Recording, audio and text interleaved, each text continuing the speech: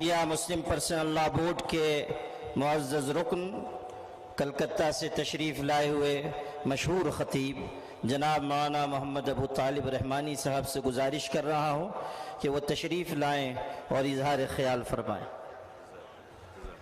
دعا بھی فرما دیں۔ السلام علیکم ورحمۃ اللہ وبرکاتہ۔ بسم اللہ الرحمن الرحیم وبہ نستعین نحمدہ ونصلی علی رسولہ الکریم، اما بعد۔ آل انڈیا مسلم پرسنل لا بورڈ کے معزز صدر فقیہ العصر حضرت مولانا خالد سیف اللہ رحمانی صاحب مدد اللہ العالی، آل انڈیا مسلم پرسنل لا بورڈ کے معزز جنرل سیکریٹری حضرت مولانا شاہ فضل الرحیم صاحب مجددی مدد اللہ العالی، اکابرین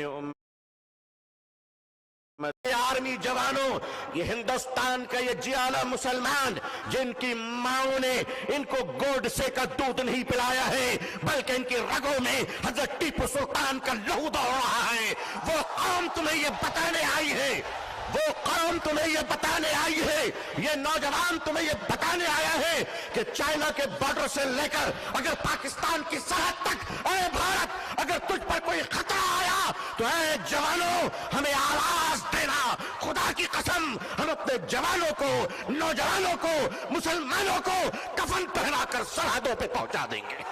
اللہ اپنی مری ہوئی پتنی کی لاش کو پیسے نہ ہونے کی وجہ سے ایمبولنس نہیں ملتی ہے، کاندھے پہ اس لاش کو لے کر چلتا ہے۔ یہ ہمارا بھارت ہے، یہ ہمارا سماج ہے، یہ ہمارا انصاف ہے۔ کیا ہو رہا ہے اس دیش میں؟ یہ دیش کہاں جا رہا ہے؟ رشوت کے بغیر دوا نہیں ملتی، رشوت کے بغیر کفن نہیں ملتا، رشوت کے بغیر جنازے نہیں ملتے، رشوت کے بغیر لوگوں کو زندگی کی سانس لینے کی اجازت نہیں ہے۔ نہیں لوگوں، ہم اپنے اس پیارے دیش کو اس طرح لٹیروں کے حوالے نہیں کر سکتے۔ یہ دیش ہمارا ہے، اس دیش کے پولیس، اس دیش کی آرمی، اس دیش کا جوان، یہ ہمارے بھائی بہن ہیں۔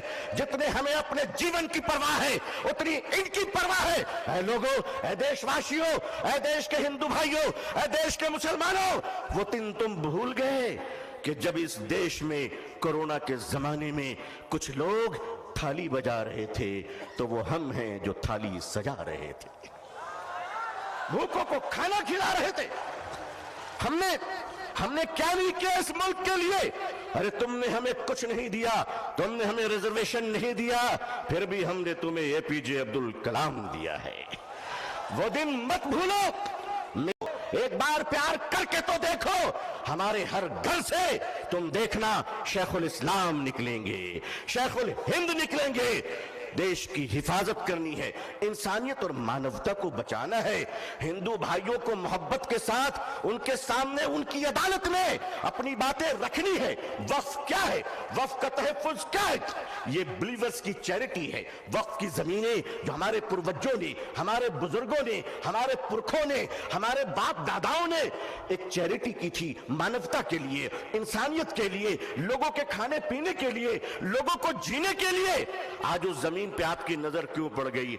ہم جانتے ہیں مہاشے کیوں پڑی ہے، اس لیے کہ اب راجہ دیش نہیں چلا رہا ہے، اب راجہ ریئل اسٹیٹ کا کاروبار کر رہا ہے۔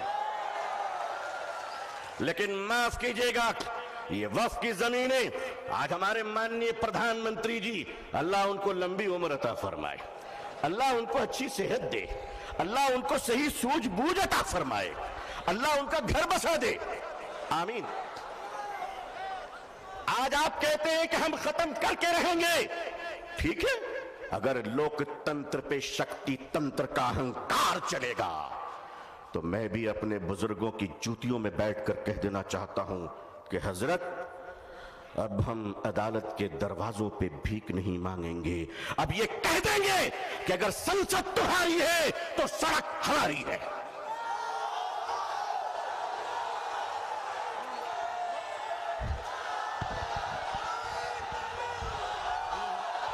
نعرہ تکبیر، نعرہ تکبیر، نعرہ تکبیر۔